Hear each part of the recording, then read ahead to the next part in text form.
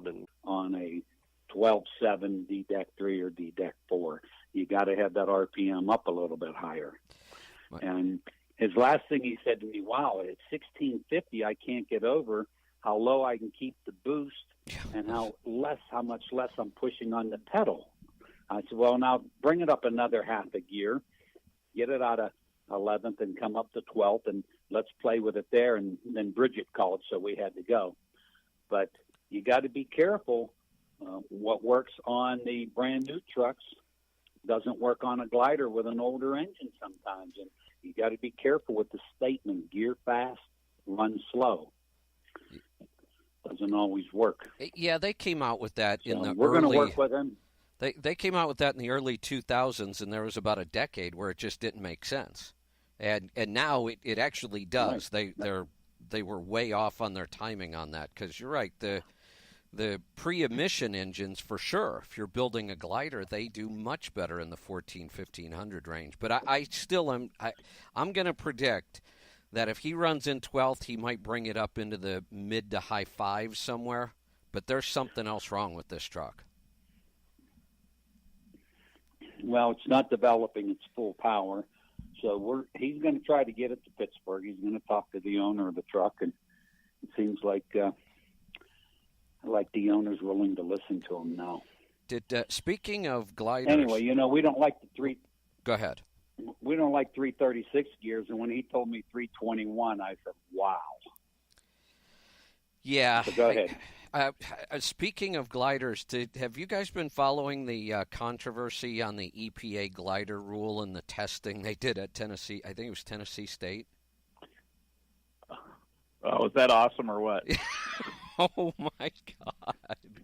I for the people. Yeah, I read that whole thing. For the people who I've been following this for a couple months, so the EPA came out and they were trying to squash gliders, and you could only build so many a year, and then they were going to go away completely, and obviously there was some fight in Congress. I mean, this is going on in Congress, and it's not surprising that the representatives that are fighting hard against it are from Tennessee, where Fitzgerald is. They build more gliders than anybody.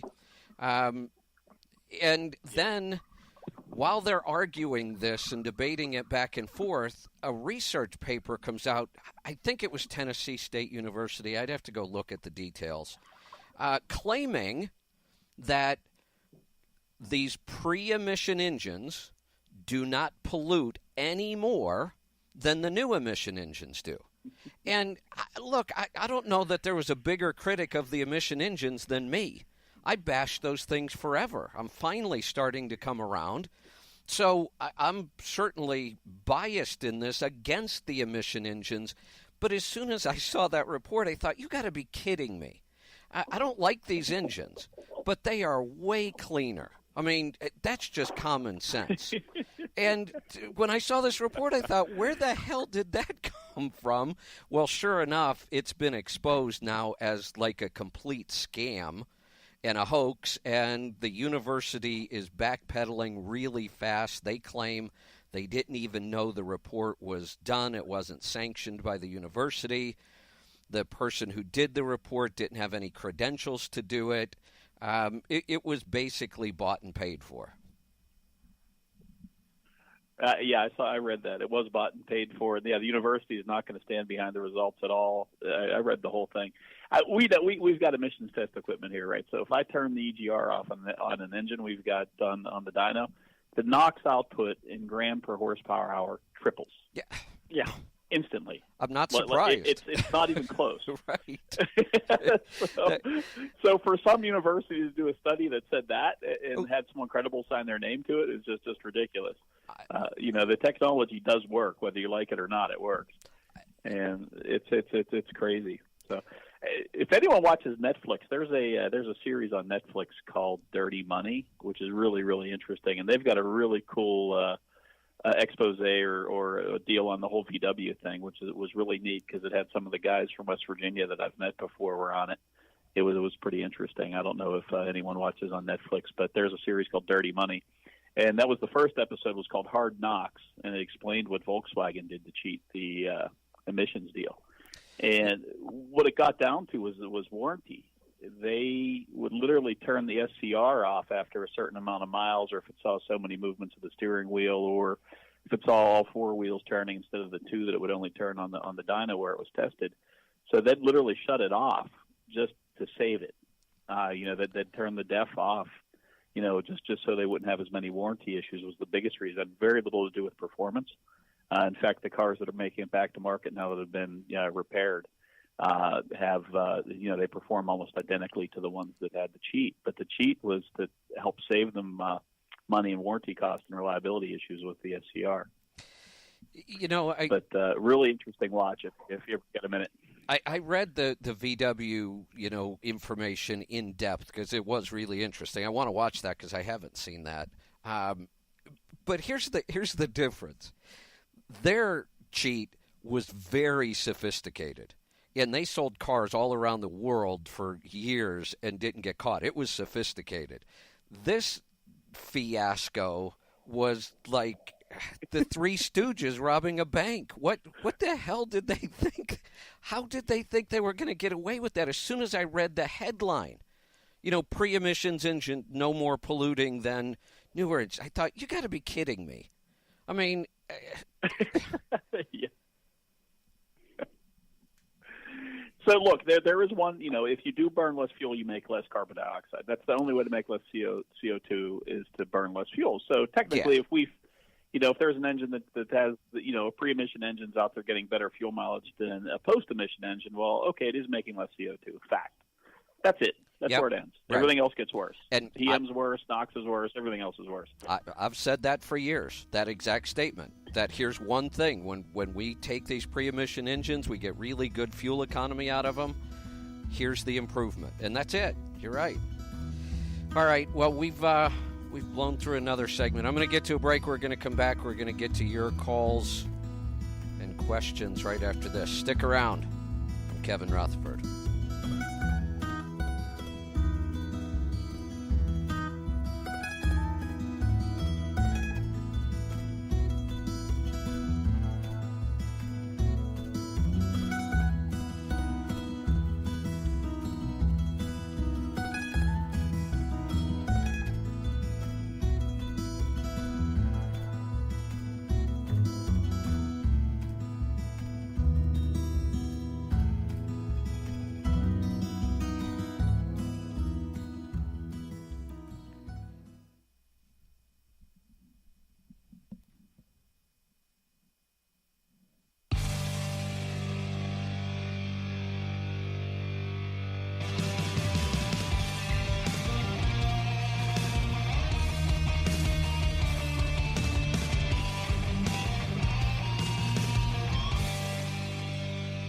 Welcome back. I'm Kevin Rutherford. This is the Power Hour. I've got Bruce and Ethan and John from Pittsburgh Power with me.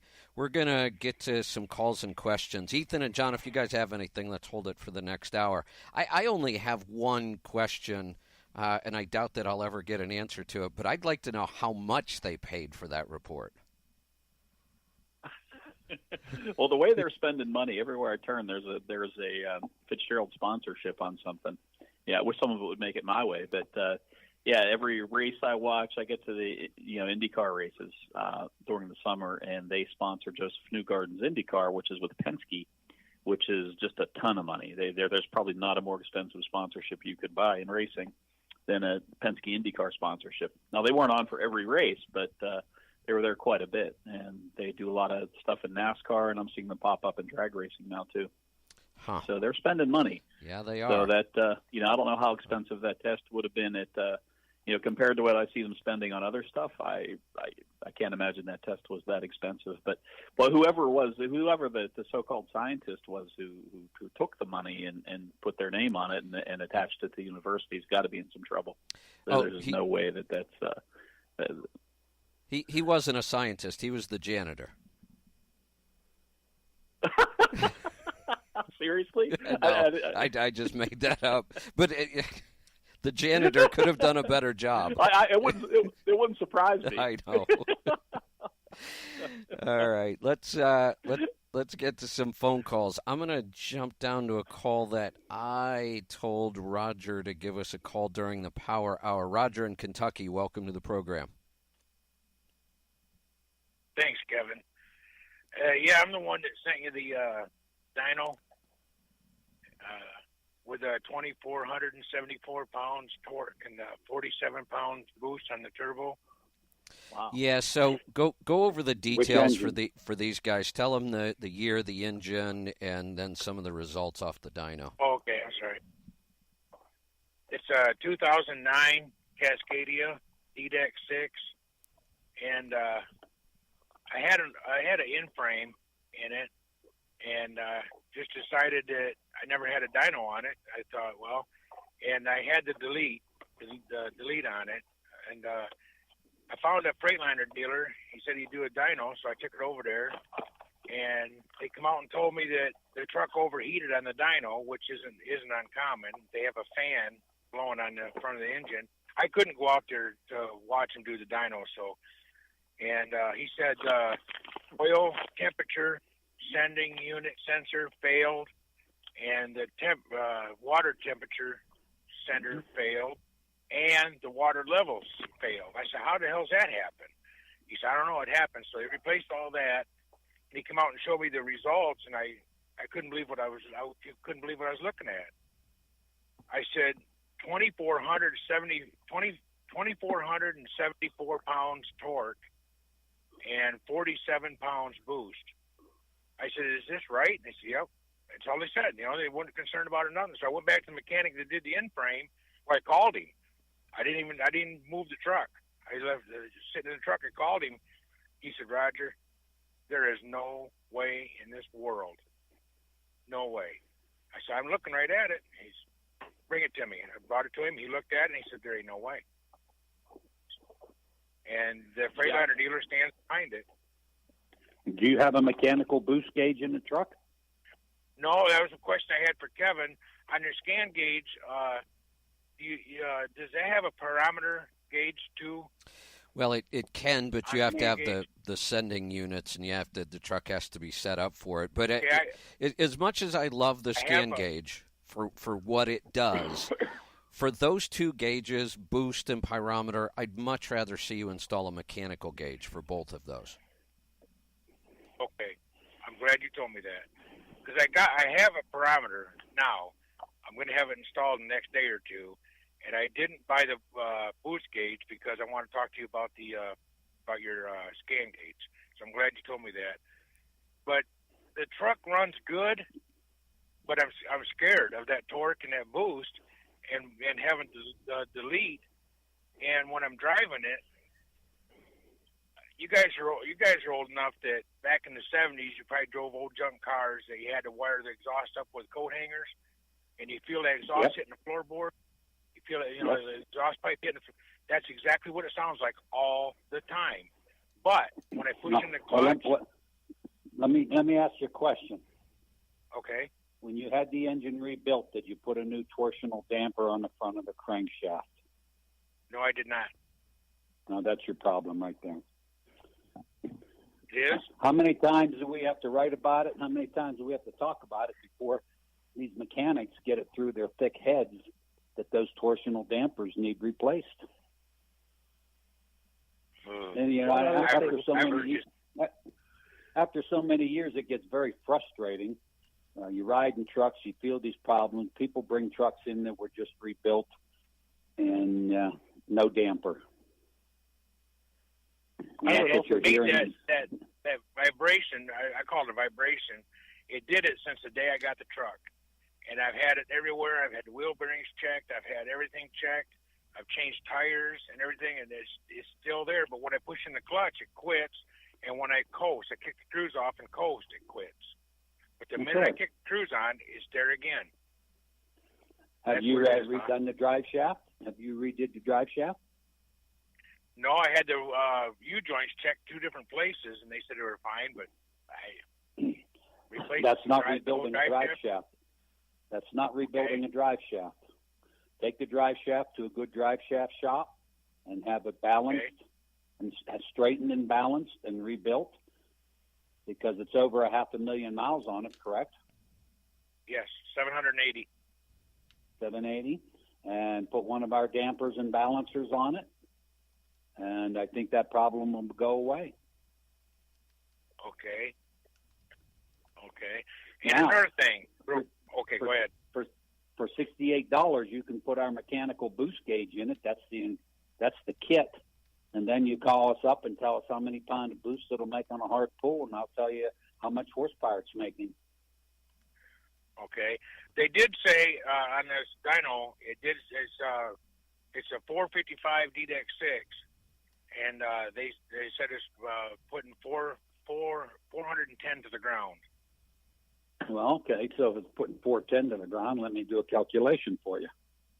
I think they're wrong on the boost.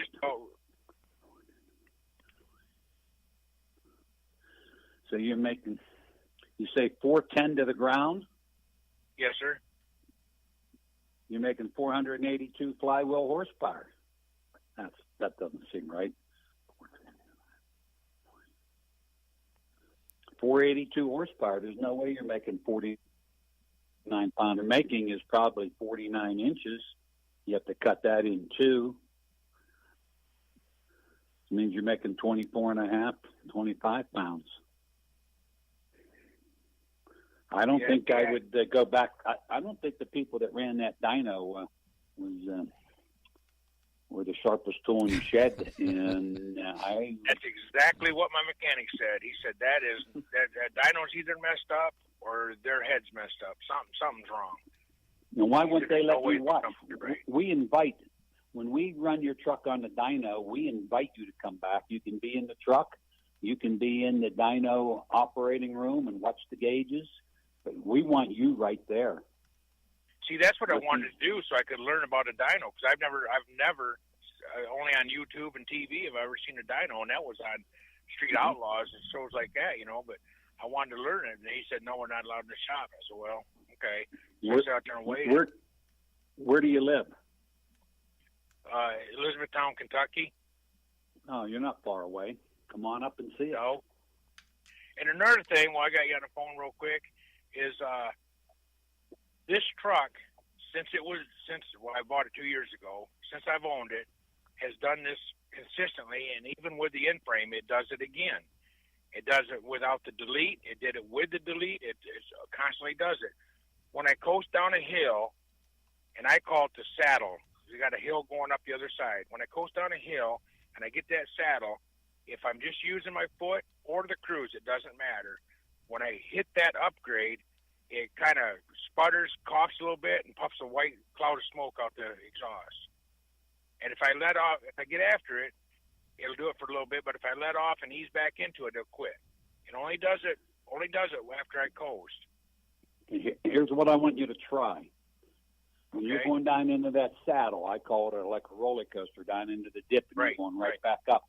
I want you don't have a boost gauge, but if you had a boost gauge, I'd want you to roll your foot into the throttle before you get to that saddle and take it up to about 10 pounds of boost, and then hold it through there. And if that problem goes away, to me, you're getting air in the fuel.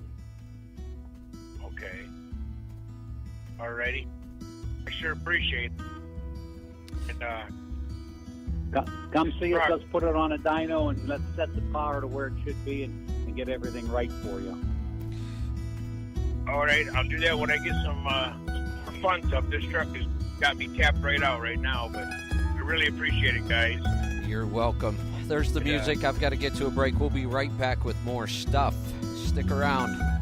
I'm Kevin Rutherford.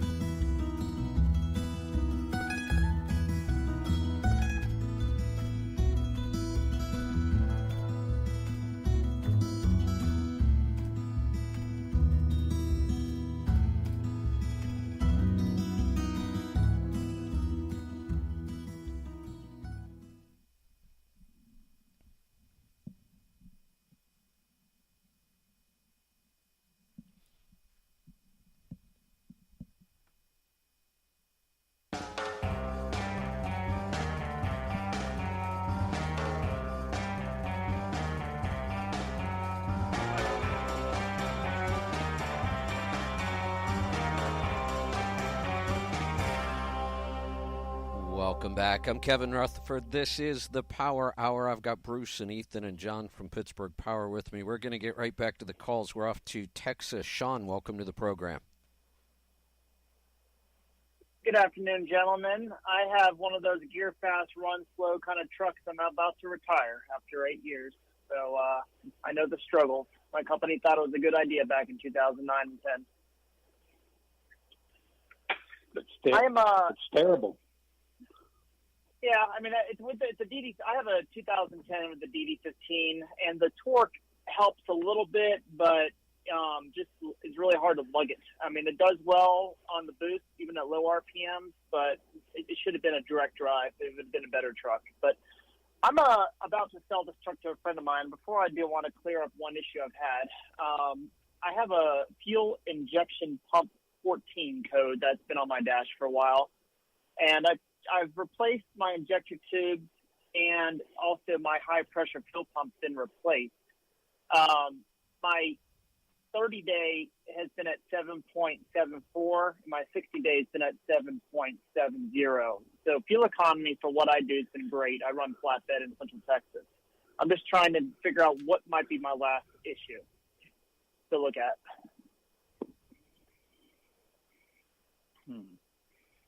I don't know that code, do you? Not off the top of my head, that one. Is it fuel pressure? The injectors are original. Well, the injectors are original. My fuel economy's been great.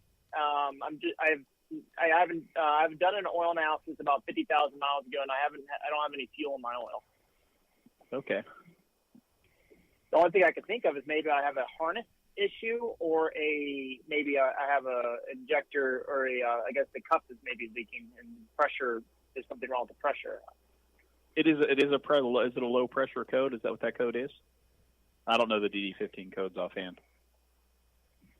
I can read you the whole code. That would help. But it says please. engine SA00 SPN 001077 fuel injector pump 14. Injector pump 14. Because I know there's that manifold. There's that fuel distribution block on there that sometimes I know that's got some valves and things in it that leak and cause a code from time to time. If you've had an injector bleeding down, you would probably see it with the common rail. It's such high pressure that if you have an injector that's not sealing properly, you'll either do damage. It'll definitely overfuel. You'd know that would be really, really obvious. Yeah, I'm afraid to touch my injectors because they've been running. The truck's been, for fuel economy, for what it is, it's been one of the best trucks in our fleet of Cascadias. For flatbed. I mean, it's always been one of the better trucks for fuel economy. So I was just don't know. I'm kind of at a loss. I'm ready to. I'm giving my friend a good deal. I said, "Here, the truck runs great. You either figure it out or put tape over the light." Because it's just. I think the problem is this engine, hasn't been out long enough for people to figure out these issues. So, and I really don't want to throw any more money at it if it's nothing's wrong with it. Yeah, I'd keep running it until it got worse. Sometimes you have to do that with these problems. If you're getting that kind of fuel mileage and the truck's reliable, I'd keep running the thing. Okay. Yeah, I'm trading her in for a 2019 Cascadia with a 228 direct drive, 12-speed automated transmission. So I'm really excited to see what kind of mileage I'll be running with my operation that I do.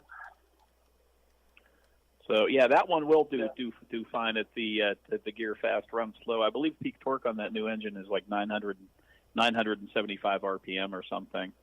And I believe they utilize some cylinder deactivation as well. So that's you're going to do great with that. That'll probably be a 10 mile per gallon machine out of the box. I'll be recording it once I get about a 90A average. I'll let you guys know how this varies. I have a Fleet Airs, actually. I've been working with them to get a new filter design for this engine. I've given him all the measurements, and he said I'm one of the first guys to get the new box. So it's going to be a great, should be hopefully 10 mile per gallon Central Texas flatbed. That's my goal. So I think I'll be able to do it. Gentlemen, thank you very much. Have a great day. You're welcome. Thanks for the call. Let's head off to North Dakota. Stan, welcome to the program.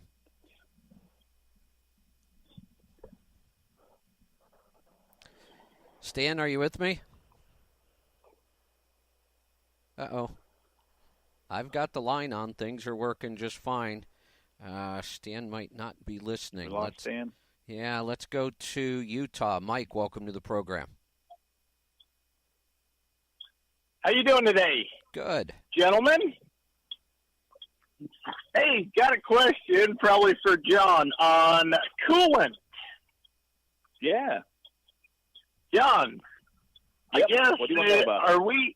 do we assume that red is red and green is green, or we changed mine over to red when we were there, but I grabbed a spare gallon the other day to put in the truck, and if you read the context of 3 of them, they're Jupiter and Pluto other than color. You know what I'm saying? One says no nitrate. One wants to brag about something else. So it's like, really? Is it standard or not? I prefer the red myself, but that's right. But I mean, is all the red the same? If I grab a spare gallon of red, is it the same? Or I mean, everybody's got their secret sauce, but is it the same or not? The reds, they're compatible, but some of the modern reds are the nitrate-free. You know, and I didn't know anything about that for coolant. I look for nitrate-free wines, but red coolant, I don't know what the benefit of nitrate-free is. But so the more modern reds are all nitrate-free, and the other ones aren't. But they are compatible, so I wouldn't worry about it. Yeah. Don't worry even. Okay, yeah, even if it doesn't say nitrate-free. Right, even if it doesn't say it, don't worry about it. The reds seem to have a better ability to fight corrosion. They seem to not transfer the electrolytes as easily as the green. So they tend to, you have a little less issue with bimetal corrosion. And on your engine, it doesn't, yours has been fine with green also. But, the reds are a little bit more resistant to corrosion. All right. Like I said, I was like, holy heck, they should be the same, but if you read them, they don't even act like the same. You know what I mean? Yeah. Yep. I thought I'd ask on that. Other question. How you doing, Bruce? Good. I was going to say, you might want to say how Mike was one of our regulars at the owner-operator snowmobile conference, and he just got home yesterday from the conference that we had up in Togety, Wyoming, and we stayed at the Line Shack Lodge, and we had use of the entire lodge, and it was a great experience. You might want to touch on that, Mike. It was great. We had some people there. We had a couple guys from Canada. Everybody had a great time smiling.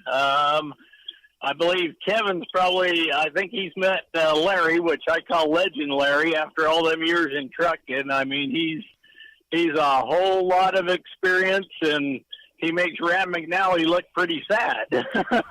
But it was a awesome experience. I mean, like I said, there's a lot of knowledge when you go to those, in all honesty, and it's, I look at it as if you go to McDonald's, you could probably always learn something if you keep your eyes open. So it was a wonderful experience. Anybody that would like to come next year, I would say just do it. You will enjoy it. It's fun. The atmosphere is so easygoing, and like I said, you can learn something just from the knowledge that's there. Thank you. So thanks for putting that on, Bruce. Like I said, that's awesome. To this day, I still say that's probably the best business decision I ever did. Aaron was at the one that I went to. I ended up getting involved with Profit Gauges. Like I said, the guys that I've met snowmobiling there, I've become very close friends with, and like I said, awesome people. And by coming to the snowmobile conference, that got you involved with the CMC. It did. Like I said, Kevin, I listened to you on the radio before, but I'm kind of a touch hands guy. So actually meeting Aaron and Bruce actually took me to the next level. Like I said, that's my own drawback, but like I said, I'm kind of a hands-on guy. So glad to see Aaron there, meet Bruce, and that was an awesome experience. I remember reading articles about KTA Cummins. Bruce read basically wrote years ago, and that was before I even owned a truck. And like I said, one day if I have my truck, I'm going to take it to Pittsburgh Power. And man, you better watch what you say. Things come true. That's right. And look at you now. Hey, that's all great stuff. I'm looking at the clock, and it looks like we're going to have to wrap this up. We are out of time. We will do it again real soon. Check out the website. It's letstruck.com. If you are not signed up for the online class that I hold, we have a 16-week class starting real soon. You want to head over to the website and get signed up for that. There are some other classes that you can take at your own pace as well. You just heard about profit gauges in the CMC. You can find all of that at the website. It's letstruck.com. You can always call our TribeCare team. If you need some help, they are awesome. 855-800-3835. Grab something to write with. That's 855-800-3835. Thanks for joining me. Be safe, be profitable, be fit and healthy. Always do the hard work and master the journey. I'm Kevin Rutherford.